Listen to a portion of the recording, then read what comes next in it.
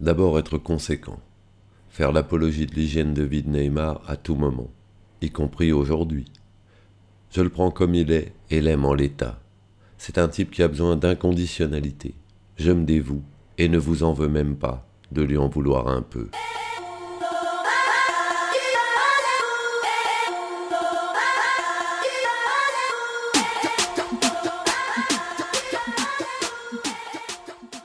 Apologie de l'hygiène de vie de Neymar 2, 30 août 2022. Ce texte fait suite à une première apologie publiée par Virage début 2021 et risque fort de se retrouver, peu ou prou, dans un ouvrage à venir consacré à Neymar. À 30 ans, Ney a marqué autant de buts que CR7 au même âge. Peut-être en marquera-t-il moins que Ronaldo entre 30 et 35, mais en combinant ses buts, ses passes décisives, ses dribbles et ses gestes techniques, il est statistiquement déjà tellement loin devant. Je vous parle même pas de la dimension esthétique. Finalement, c'était pas à Mbappé qu'il fallait une équipe, un coach, un directeur sportif un peu raide, mais à Neymar. Avec Nuno, Hakimi et Vitinha, voyez comme il biche notre super-héros à face de manga. Même plus besoin de dribbler, juste à résoudre des équations esthétiques, ajuster des passes aux vitesses de ses coéquipiers, définir des trajectoires.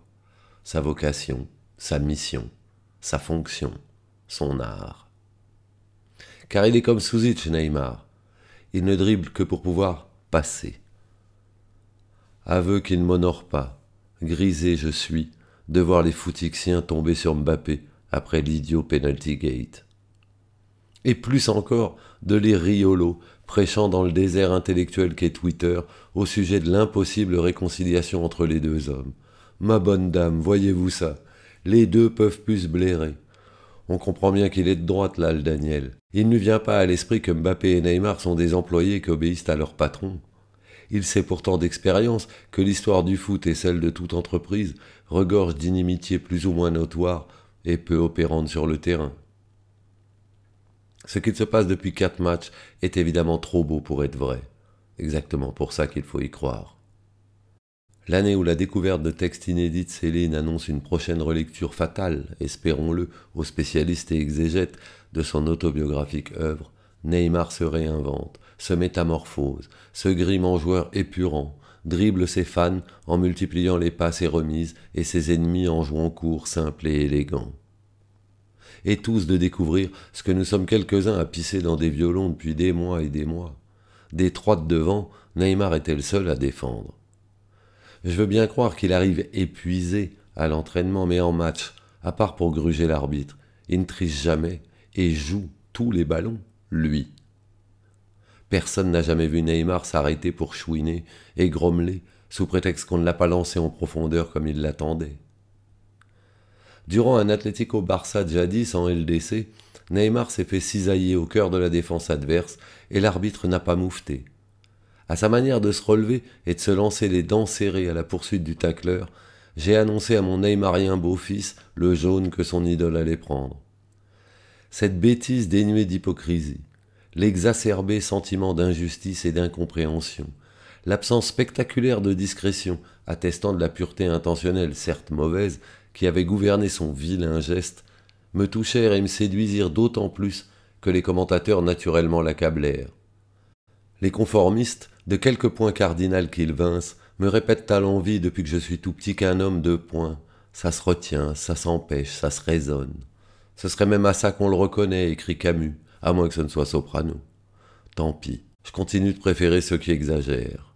Les autres sont nécessaires, eux sont indispensables. Pour être bon et con à ce point, Neymar ne pouvait être qu'un génie. Je date flatteusement ma conversion à ce jour-là. Ainsi donc, Neymar serait finito, selon l'horrible mot transnational jusqu'au javanais appartenant au sabir que parlent footeux et internautes. Trentenaire définitivement débarrassé de la légèreté gracile qui gouvernait son jeu et en particulier son dribble, préalable chez lui à tout, qu'allait donc devenir Neymar? Existerait-il encore dépouillé de cet art en soi qui assure la légende à quelques glorieux sans palmarès? Figurez-vous que, lorsque Neymar ne dribble pas, ou moins, il marque et passe décisivement autant, voire plus. Ce qui signifie, dans le cadre de la croisade esthétique vengerait ces veines qui m'occupent, que lorsqu'il driblait, Personne ne se rendait compte que déjà il marquait et passait décisivement, vraiment beaucoup. Peut-être aussi que s'il dribble moins, c'est parce que s'appuyant enfin sur un milieu de terrain haut de gamme, il n'a plus à porter l'équipe. Qu'avec Messi replacé, nos ailes ressemblent à des pistes d'envol et qu'Hakimi devient à ses yeux beau comme Nuno. Qu'il a désormais devant lui plus de solutions que de problèmes. Traditionnellement, le dribbleur est court, puissant, centre de gravité près du sol.